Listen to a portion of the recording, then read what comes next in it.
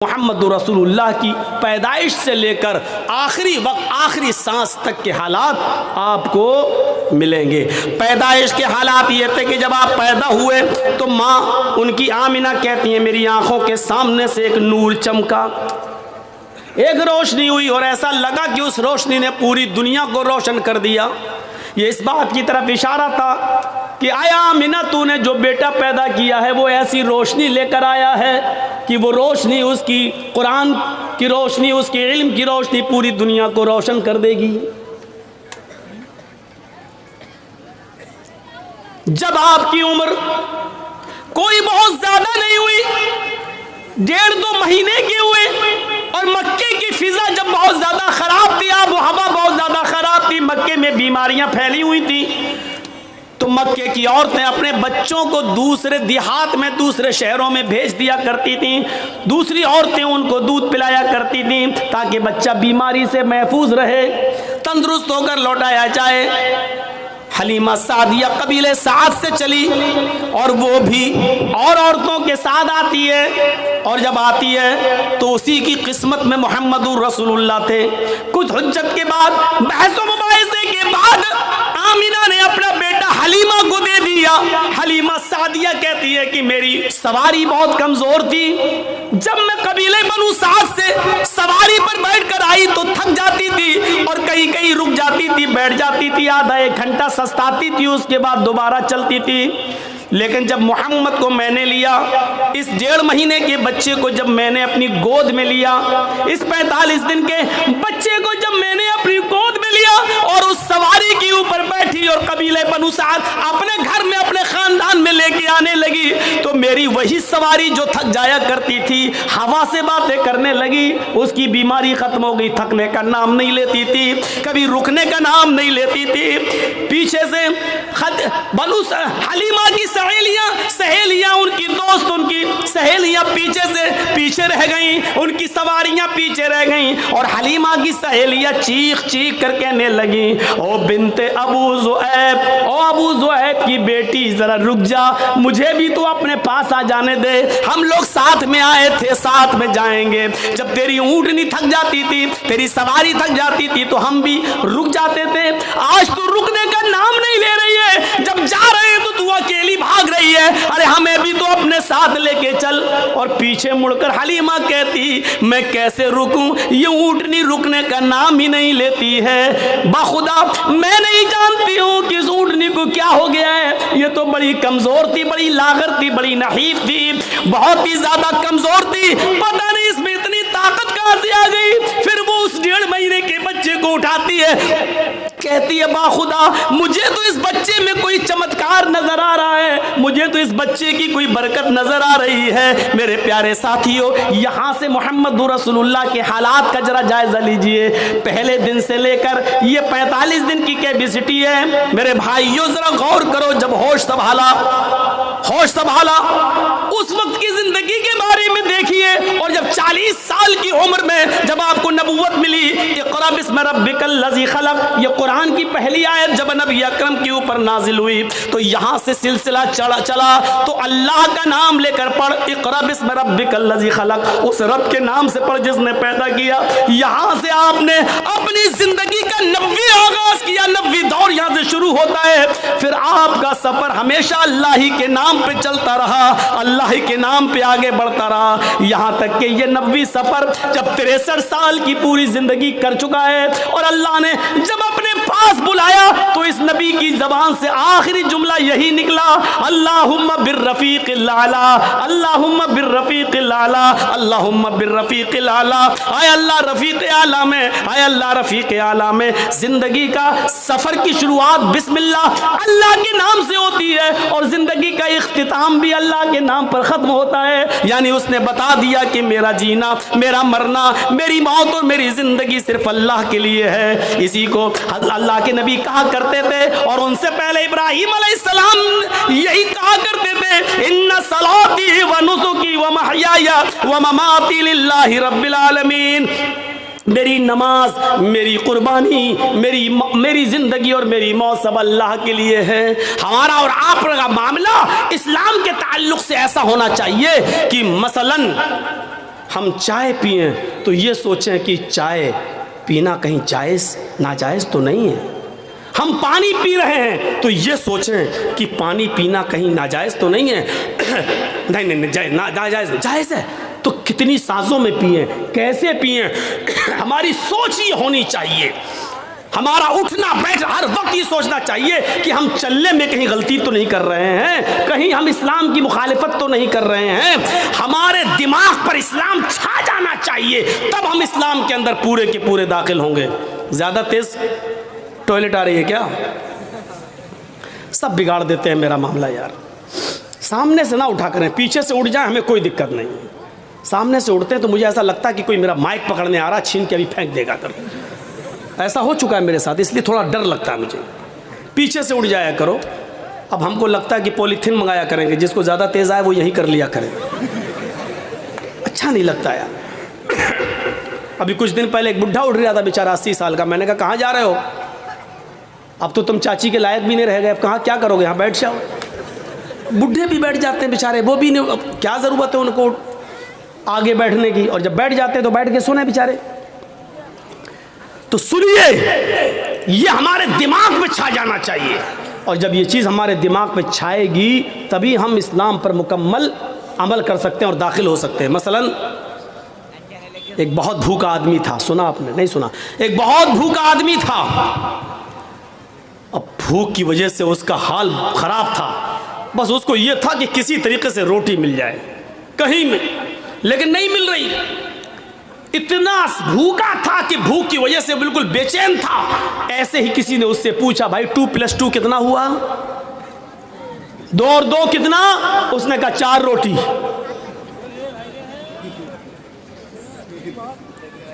वो 4 मोबाइल भी कह सकता था, वो 4 माइक भी बोल सकता था, वो 4 गिलास भी बोल सकता था, वो 4 प्लेट भी बोल सकता था, लेकिन नहीं।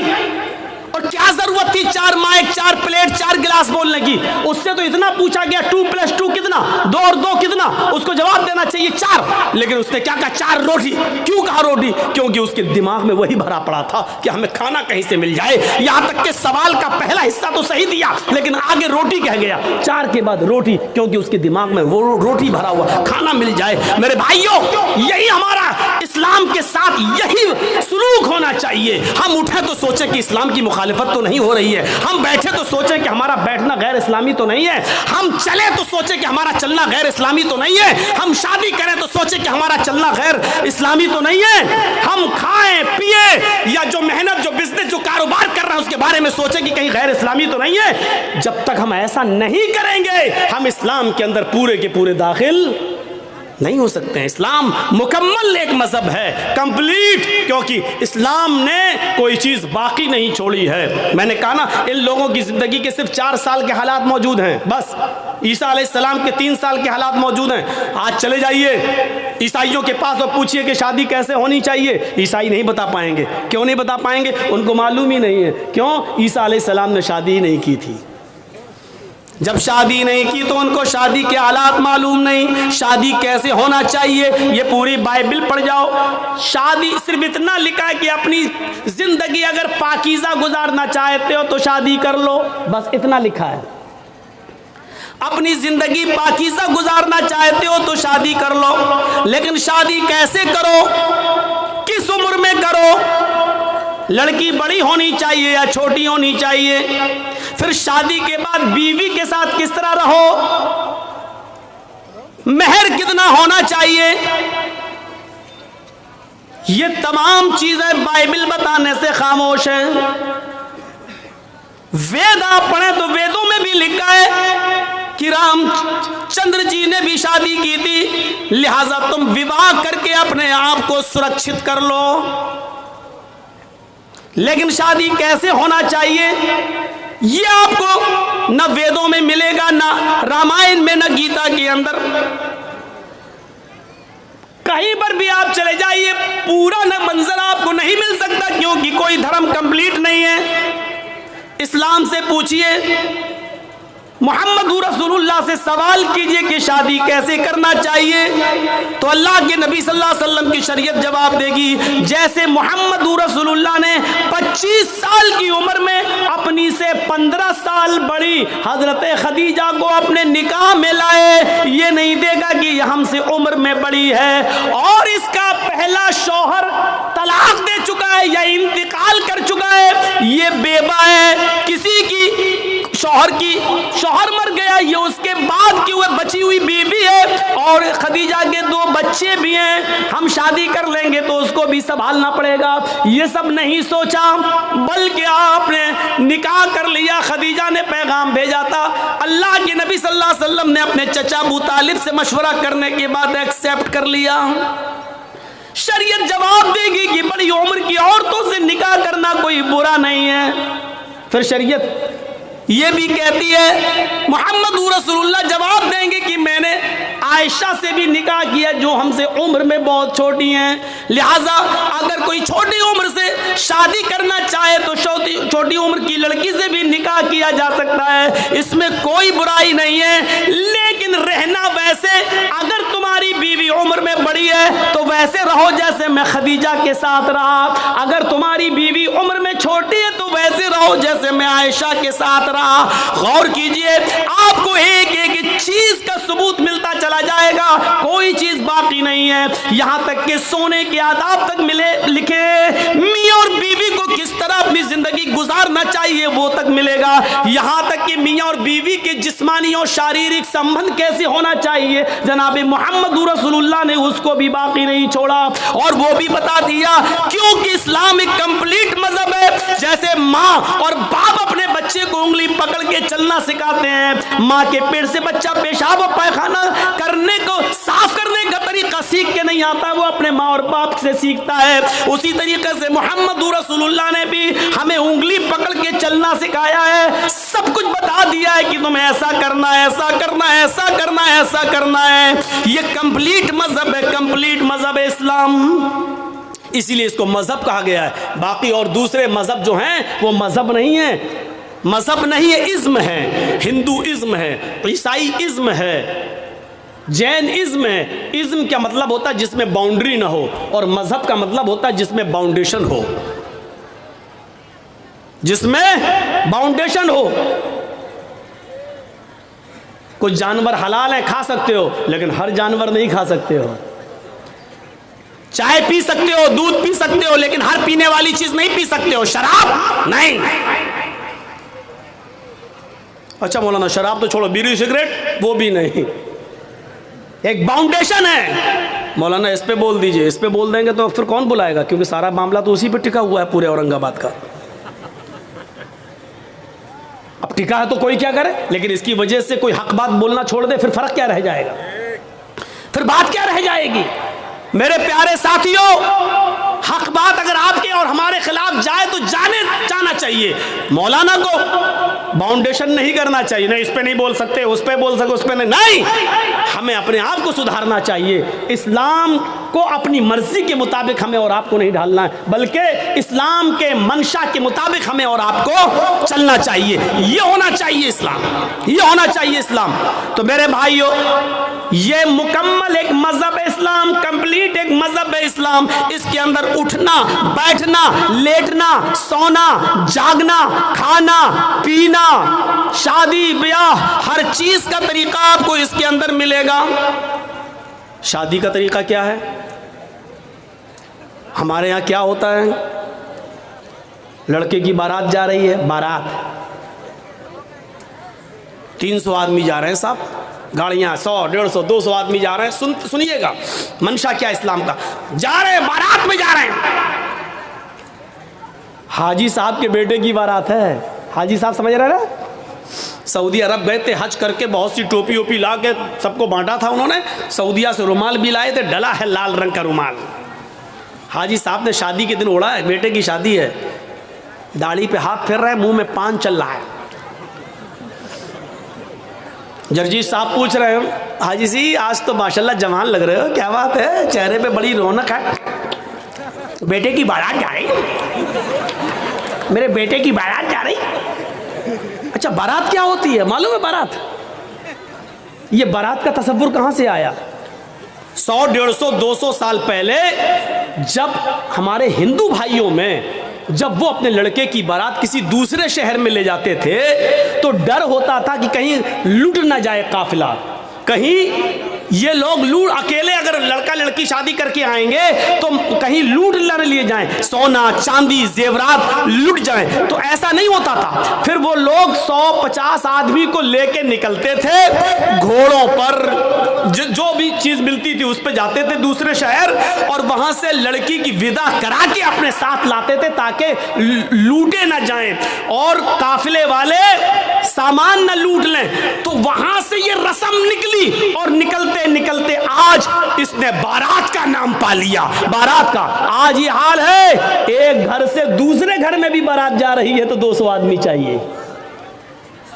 इनको बारात नहीं कहना चाहिए। सच पूछो मौलाना जर्जीस के हिसाब से तो इनको चोर कहना चाहिए, डकैत, डाकू। ये बाराती नहीं है, डकैत जा रहे हैं, डाकू। लड़की वाले के घर डाका डालने जा रहे हैं। वहां जाके बैठ गए साहब, जैसे इनके बाप का घर हो।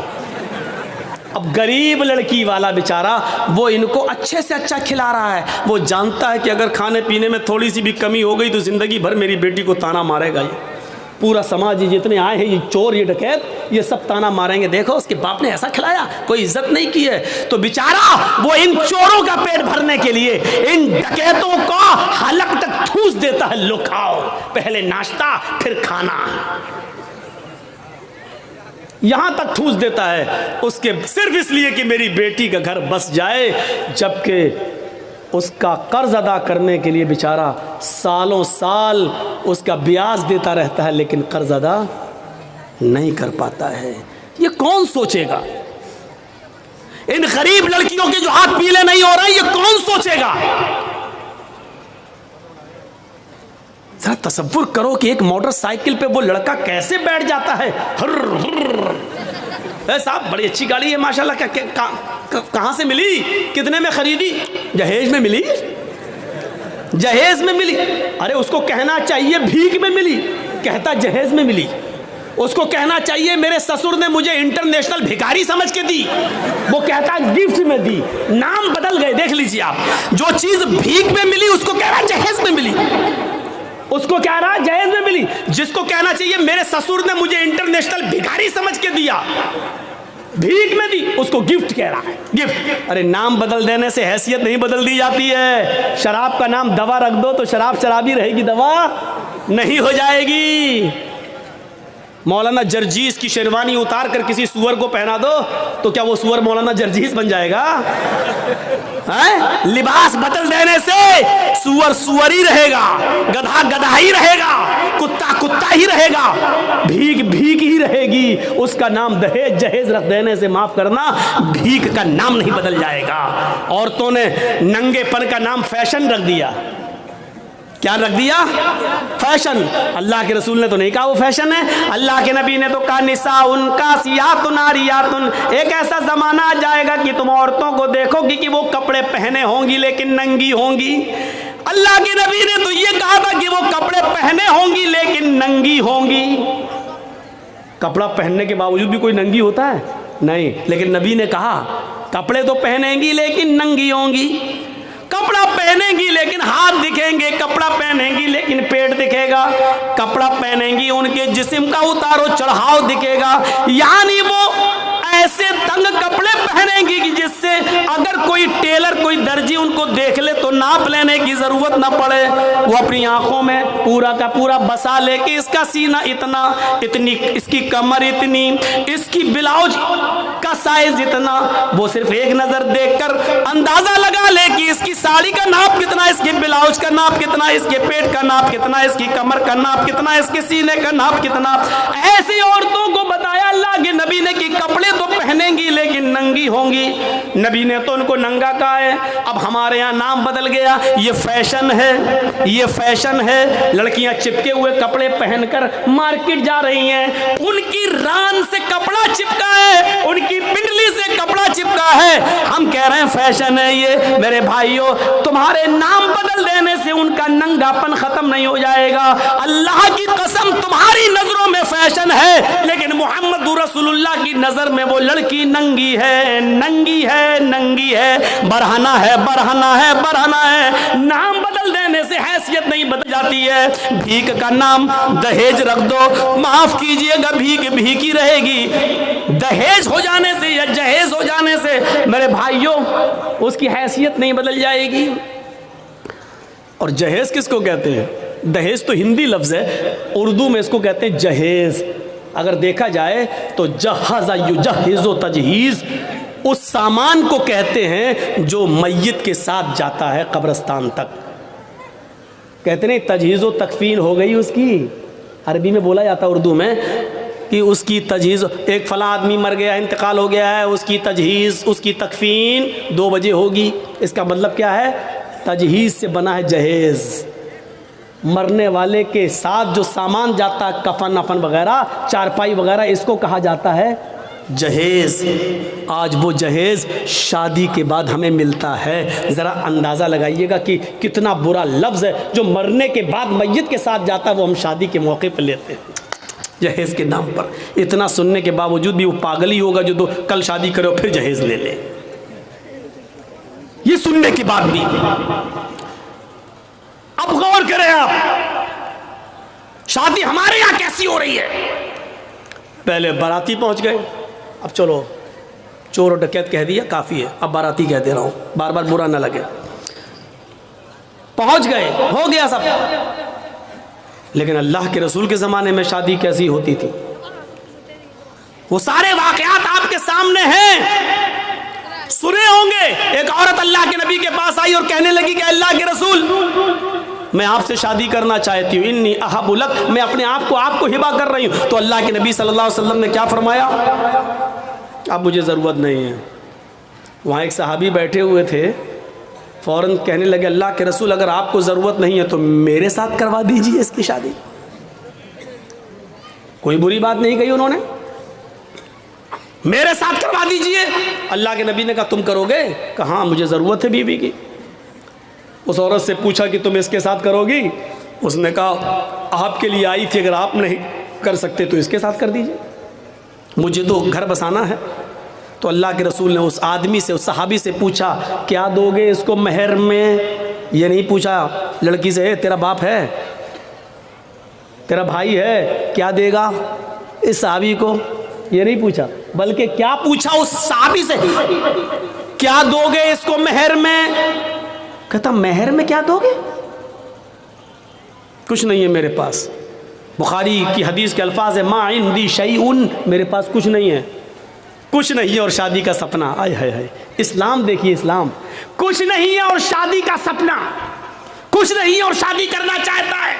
अल्लाह के नबी ने फरमाया ना ना ना, ऐसा मत कहो, कुछ नहीं है, घर जाओ, शायद कुछ सामान मिल जाए, लेकर आओ, वही इसको महर दे देंगे। हाँ हाँ ठीक है, मैं जा रहा हूँ। घर गया, अपनी माँ से, बाप से, भाई से, बहन से, सबसे पूछ डाला कुछ है? पता चला कुछ नहीं है। आया कहा अल्लाह के रसूल, घर में कोई चीज़ नहीं मिली। आपने कहा देखो तुम शादी करने जा रहे हो, बीवी को कुछ तो महर देना पड़ेगा ना। पता चला महर नकद होना चाहिए, कुछ तो मिलेगा। कहने कुछ नहीं मिला। अल्लाह के नबी ने कहा दोबारा जाओ। कहा जब कुछ है ही नहीं तो फिर दोबारा जाके क्या 50 बार भी जाऊंगा तो कुछ नहीं मिलेगा। कहा दोबारा जाओ, इल्तमिस खातम मिनल हदीद, लोहे की अंगूठी मिल जाए तो वही ले आओ, सोने की नहीं, चांदी की नहीं, लोहे की अंगूठी जो आज 5-5, 6-6, 10-10 रुपए में हमें सड़कों पर मिल जाएगी। अगर लोहे की अंगूठी ही मिल जाए तो वही ले आओ, वही दे दो अपनी बीवी को, होने वाली बीवी को।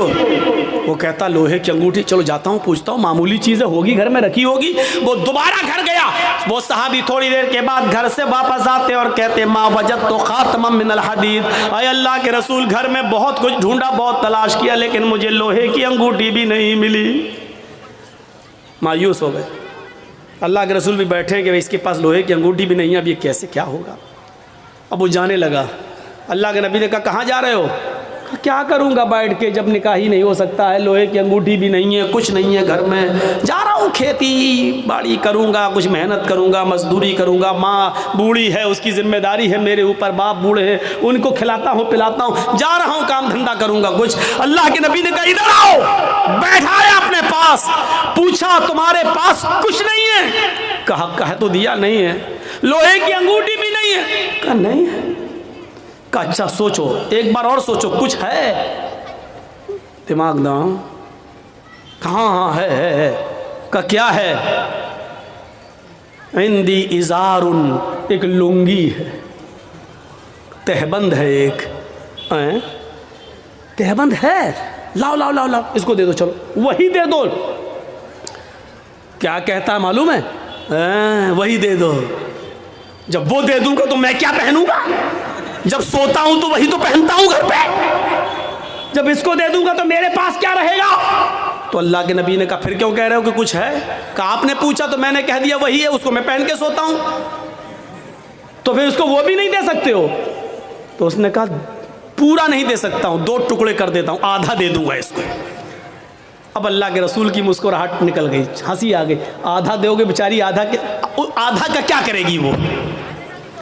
आधा किस काम का? और जब फाड़ दोगे तो आधा तुम क्या करोगे? तुम्हारे किस काम का? किसी काम का हो या ना हो, कम से कम खेत में बिछा तो लेंगे, बैठ तो जाएंगे। बांधने के लायक नहीं रहेगा तो क्या हुआ, कम से कम जमीन पर बिछा के बैठ तो सकते हैं। पूरा नहीं दे सकता हूं मैं, दूंगा तो आधा। अल्लाह के नबी ने कहा आधा ना उसके कोई काम का, ना आधा तेरे कोई काम का। नहीं नहीं, ये तो नहीं लूंगा।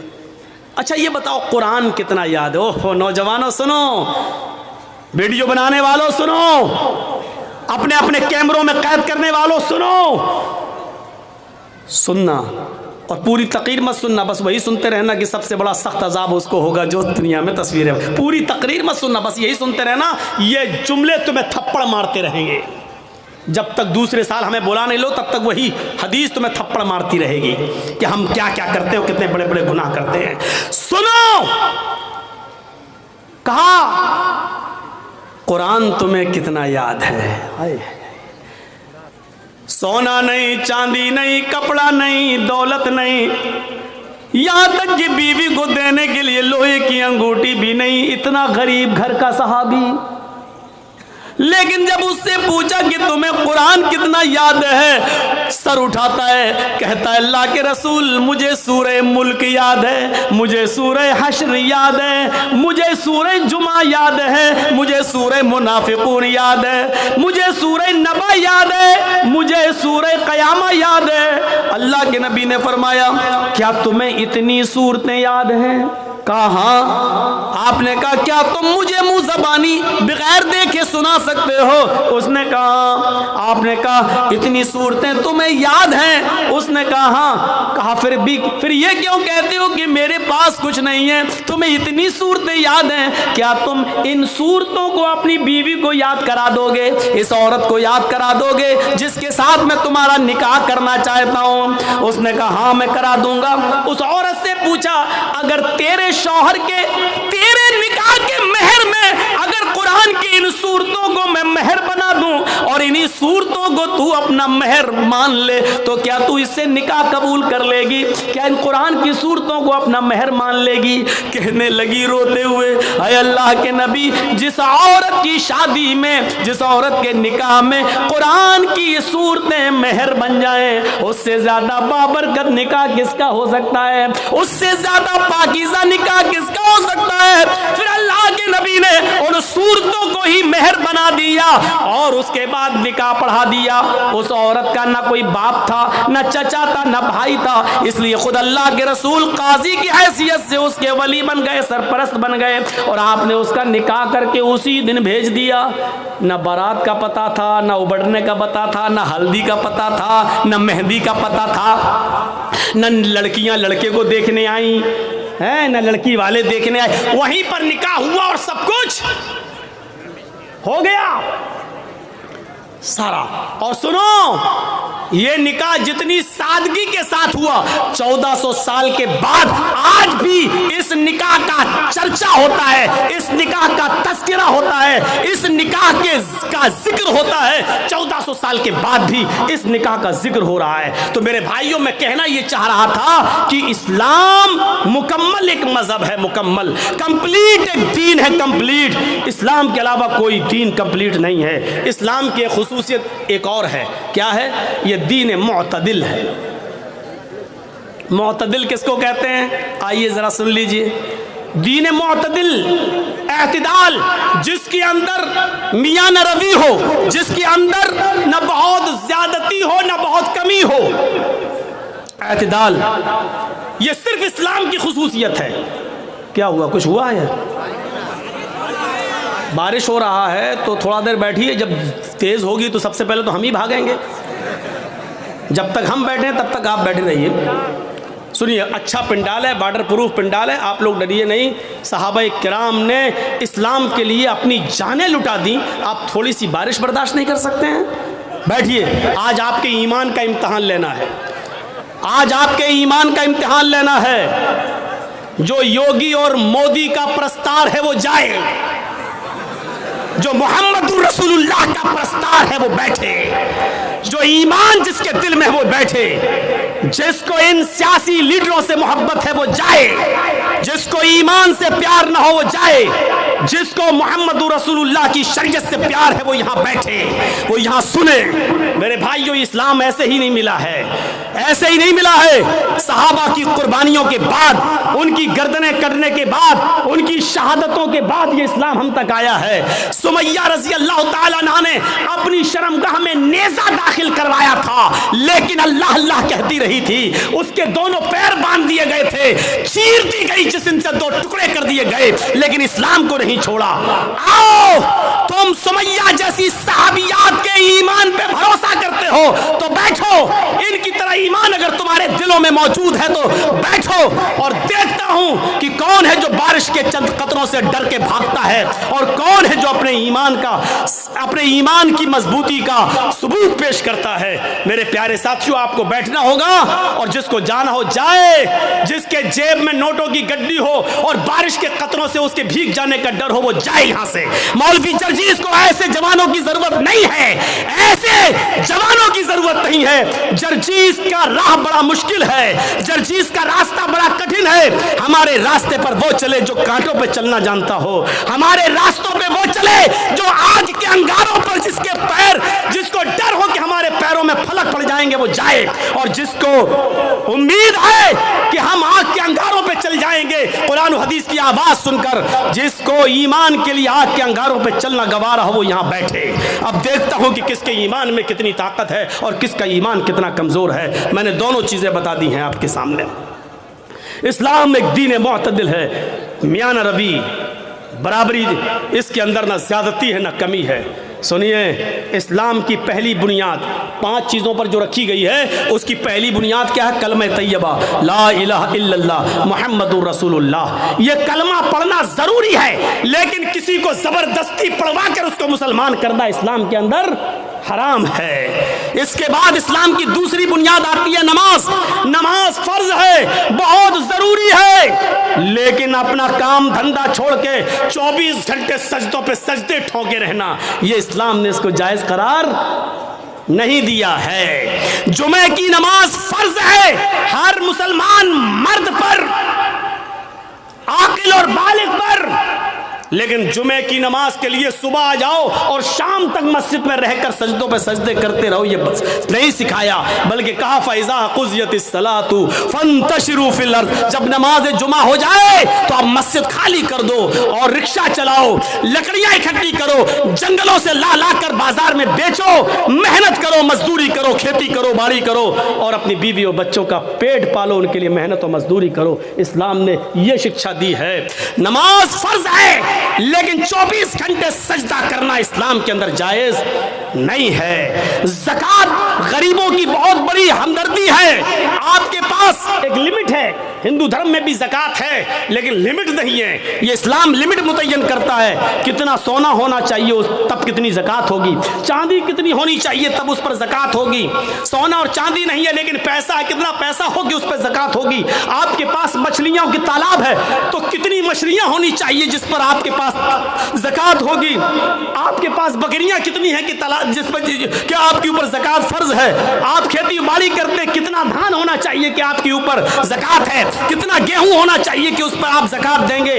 बारिश के पानी से खेती पैदा हुई है तो उस पर कितनी ज़कात है। बारिश नहीं हुई है, आपने पैसा दे देकर पानी खरीद कर खेतों में दिया है तो उसके पानी से जो पैदावार हुई उस पर कितनी ज़कात है। इस्लाम ने एक एक चीज को कंप्लीट कर दिया और बता दिया है। मौका नहीं है कि इन सारी चीजों को आपके सामने रखा जाए, आपके सामने रखा जाए। आप अपने जिस मकान में रहते हैं उस पर ज़कात है या नहीं। एक मकान के अलावा 2-3 प्लाट आपने और खरीद रखे हैं, उस पर ज़कात है या नहीं। अगर वो मकान प्लाट आपके हैं तो उस पर ज़कात है या नहीं। अगर उसको बेचने के लिए रखे हैं, आप उसको बेचेंगे, बिजनेस कर रहे हैं, उसको बेचकर फिर दूसरा खरीदेंगे तो बेचने की नीयत से जो आपने जमीन और प्लाट खरीदे हैं तो उस पर ज़कात है या नहीं। है तो कितनी है।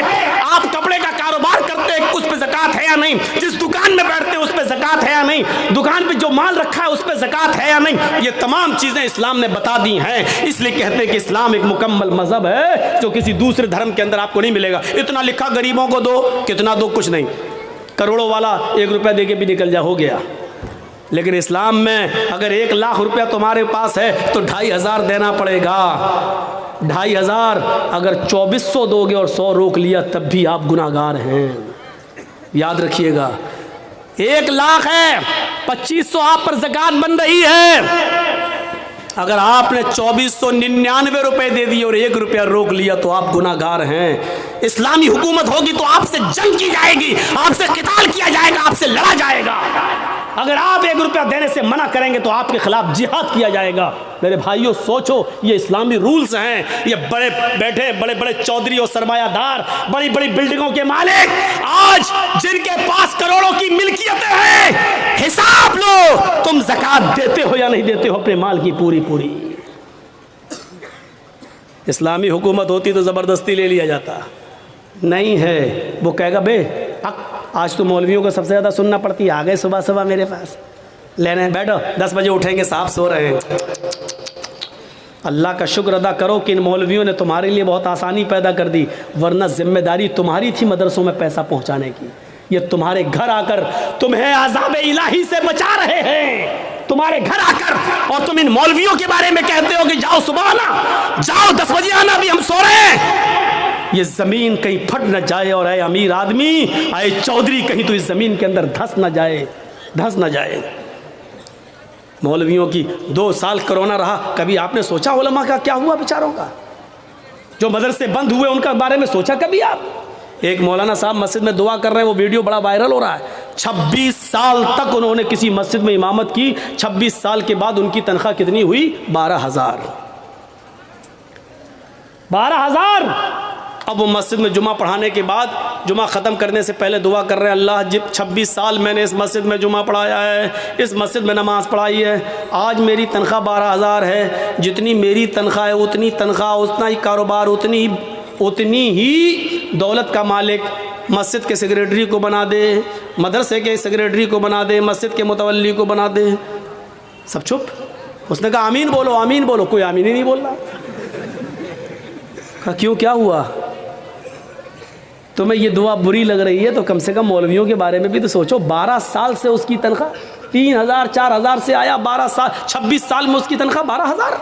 ये कौम का हाल है जो अपने इमाम की कदर न कर सके, जो अपने इमाम की तनख्वाह ना बढ़ा सके, जो अपने इमाम को खाता और पीता हुआ ना दे सके, वो इस्लाम के लिए क्या कुर्बानी देगा? कौन करेगा उनकी देखरेख? मैंने कहा ना, 4 लाख मदरसे, 50 लाख उलमा, नतीजा 2% मुसलमान। नमाज फर्ज है, दिन भर मुसल्ला बिछाकर नमाज पढ़ने की इजाजत नहीं। ज़कात फर्ज है, लेकिन इस्लाम ने यह भी नहीं कहा कि तुम्हारे पास जो कुछ सब गरीबों में दे दो और खुद फ़कीर बन जाओ, ये भी जायज़ नहीं है। देख रहे हैं आप, और जो ऐसा करता है वो बेवकूफ़ और पागल है। इस्लाम ने जितना बताया उतना दो, उसके बाद जो और दे सकते हो वो तुम्हारा सदका और खैरात होगा। ज़कात जितनी बनती है उतनी तो दो कम से कम, लेकिन पूरा का पूरा सब कुछ लुटा देना और अपने आप को कंगाल कर देना, इस्लाम ने ये नहीं सिखाया। आखिरी चीज़ है इस्लाम की हज, बहुत बड़ी नियामत है, हज फर्ज है। अगर आपके पास इस वक्त हज की इस्तिताअत हो गई है, लेकिन 2 साल के बाद आपकी बेटी की शादी है और आप हज का फार्म नहीं भर रहे हैं तो आप गुनाहगार हैं, ये सोचकर पहले बेटी की शादी कर दे, उसके बाद हम हज करने जाएंगे। नहीं, आपके पास हज का पैसा हो गया, हज की इस्तिताअत हो गई, आपको जाना पड़ेगा। इस साल फार्म भरिए, किस्मत में होगा तो आपकी मंजूरी आ जाएगी, नहीं होगा तो फिर देखिए, बाद में देखा जाएगा। लेकिन बेटी की शादी के इंतजार में आप रुक रहे हैं तो गलत कर रहे हैं, क्योंकि बेटी की शादी में खर्च करने की इजाजत इस्लाम ने नहीं दी है, लेकिन हज को फर्ज किया है और हज की फर्जियत इस्लाम के अंदर मौजूद है। और अगर कोई अमीर आदमी जो अभी तक हज की इस्तिताअत रखता है, 3-4 लाख रुपए खर्च करके हज करने जा सकता है लेकिन नहीं जा रहा है, अगर इसी हाल में उसकी मौत हो गई तो माता अलल मजूसिया, तो वो मजूसियत की मौत मरेगा। ये अल्लाह के नबी ने फरमाया कि वो इस्लाम पर नहीं, मजूसियत की आग का पुजारी होकर मरेगा, उसका इंतकाल इस्लाम के ऊपर नहीं होगा। माता अलल मजूसिया, वो मजूसियत पर मरेगा। एक हदीस के अंदर आता है माता अला अला अला गैरिल फितरा, वो इस्लाम के खिलाफ गैर इस्लाम पर मरेगा, यानी उसका इंतकाल इस्लाम के ऊपर नहीं होगा। हमने मामूली चीज समझ लिया है, लेकिन इस्लाम के अंदर हज फर्ज है, वहां तक जाना जरूरी है। लेकिन यह भी नहीं कहा कि आपके पास वहां तक जाने की ताकत नहीं है तो अपनी दुकान बेच दो, दुकान का सारा माल बेच दो, आप अपना मकान बेच दो और हज करने जाओ, यह भी नहीं कहा है। इस्लाम मुअतदिल है, इस्लाम एतदाल चाहता है, बीच का रास्ता चाहता है। अगर तुम्हारे पास ताकत है वहां तक जाने की तो जाओ। ज़कात अगर तुम पर फर्ज हो रही है तो दो, रमजान के रोजे तुम रखो, लेकिन यह भी नहीं कहा कि मुसलसल और पैर दर पैर रखते चले जाओ, हमेशा रखो कभी ना छोड़ो, यह भी नहीं कहा है। अगर ऐसा करते हो तब भी गुनाहगार हो। तो ये इस्लाम मुअतदिल है, एतदाल एतदाल उसके अंदर है, मियान रवि और बीच का रास्ता है। इस्लाम दीनु सहल है, ये आसानी चाहता है। मैं जानता हूं कि नमाज फर्ज है, किसी भी हाल में माफ नहीं है, लेकिन मौलाना जर्जीस को कुर्सी से बांध दिया गया है। कुछ गुंडे हमसे जय श्री राम के नारे लगवा रहे हैं, मार रहे हैं। इसी वक्त अजान की आवाज आती है, अल्लाहु अकबर अल्लाहु अकबर। जर्जीस साहब, नमाज इस वक्त भी माफ नहीं। देख रहे हैं आप, जर्जीस साहब कह रहे हैं जालिमों मार लेना मुझे, लेकिन नमाज का वक्त हो गया, कम से कम मुझे नमाज पढ़ लेने दो। ये कहना पड़ेगा जर्जीस साहब को। छोड़ देते हैं तो ठीक है, लेकिन हाथ पैर बंधे हैं, नहीं छोड़ रहे हैं। एक बार कहिए जालिमों छोड़ दो मुझे ताकि मैं वुजू बना लूं। उन्होंने कहा नहीं, तुम्हारे हाथ पैर नहीं खोले जाएंगे। तब भी नमाज फर्ज है। अगर वुजू बनाने की इजाजत नहीं दी जा रही है तो दिल में नियत कर लो वुजू की। सुन रहे हैं, मार पड़ रही है, दुश्मन सामने खड़ा है, नौजवानों तुम्हारे ऊपर तो ये कुछ भी नहीं हो रहा है और फिर भी तुम सोते रहते हो, बने हो मोहम्मद असलम, मोहम्मद अकरम, मोहम्मद अजहर, मोहम्मद फला। ओ सुनो, मार लग रही है, डंडों पे डंडे बरसाए जा रहे हैं, थोड़ी देर बाद हमारी रूह निकल जाएगी, क्योंकि लिंचिंग करने वालों ने हमें छोड़ा नहीं है, मार मार के मार ही डाला है। इनको नशा है किसी ताकत का, इनको नशा है किसी के पावर में होने का। इनको मालूम है कि हम कुछ भी कर लें, हमारी कितनी वीडियो बन जाए, हमारे ऊपर जिसका हाथ है वो कुछ नहीं होगा। न पुलिस हमारी FIR करेगी, और करेगी भी तो सरकार हमारे मुकदमे वापस ले लेगी। इनको मालूम है ये सब कुछ, उस नशे ने इनको मजबूर कर दिया, लेकिन नमाज इस हाल में भी पढ़ना पड़ेगी। आसानी क्या है? नमाज फर्ज है, ये सख्ती है, लेकिन आसानी क्या है? अगर वो तुम्हें वुजू नहीं बनाने दे रहे तो तुम दिल में नियत कर लो वुजू की। अगर वो तुम्हें खोल नहीं रहे, किबले की तरफ तुम्हारा चेहरा चेहरा नहीं करने दे रहे हैं तो दिल में नियत कर लो, अगर मेरा चेहरा खुला होता तो मैं किबले की तरफ कर लेता। आय अल्लाह, मेरे लिए किबला आज बदलने की ताकत नहीं है मेरे लिए, ये लोग मेरा चेहरा किबले की तरफ नहीं कर सकते। लेकिन आइनमा तवल्लु वजूहकुम, हम जहां कहीं भी हैं, जिस तरफ भी मेरा चेहरा है, तू तो अपने इल्म के एतबार से हर जगह है। आय अल्लाह, मेरी नियत को ही मेरे लिए किबला बना दे। लेकिन नमाज फिर भी पढ़ना पड़ेगी। अल्लाहु अकबर कहने के लिए हाथ नहीं उठ रहे हैं, हाथ पैर बांध दिए गए हैं, तो जबान से ही कह दो अल्लाहु अकबर। हाथ नहीं बांध पा रहे हो तो मत बांधो। अब अगर तुम्हें हाथ बांध कर दुआएं नहीं पढ़ने का मौका मिल रहा है तो ऐसे ही पढ़ते रहो जबान से, अल्हम्दुलिल्लाहि रब्बिल आलमीन अर्रहमानिर रहीम मालिकी यौमिद्दीन। नमाज इस हाल में भी तुम्हें पढ़ना पड़ेगी। आसानी यह है कि जिस कंडीशन में हो उसी कंडीशन में पढ़ लो, लेकिन माफ नहीं है। सहूलत भी देखो, वुजू के लिए वुजू नहीं बनाने दिया जा रहा है तो दिल में नियत कर लो, हो गया। यह है आसानी। इस्लाम दीन सहल है, इतनी आसानी दुनिया की किसी मजहब के अंदर नहीं है।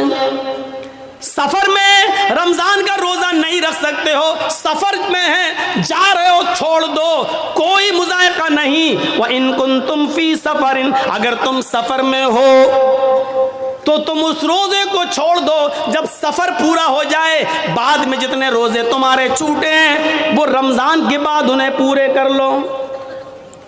मेरे भाई, ये कुरान इस बात की इजाजत देता है, शरीयत इस बात की इजाजत देती है। आज तुम्हें एक आसानी दीन के अंदर सहूलत का एक मंजर दिखाऊं कि एक सहाबी अल्लाह के नबी के पास आए और आकर कहने लगे, अल्लाह के नबी मैं तो बर्बाद हो गया। अल्लाह के नबी ने कहा क्या हुआ? कभी बता नहीं सकता हूं।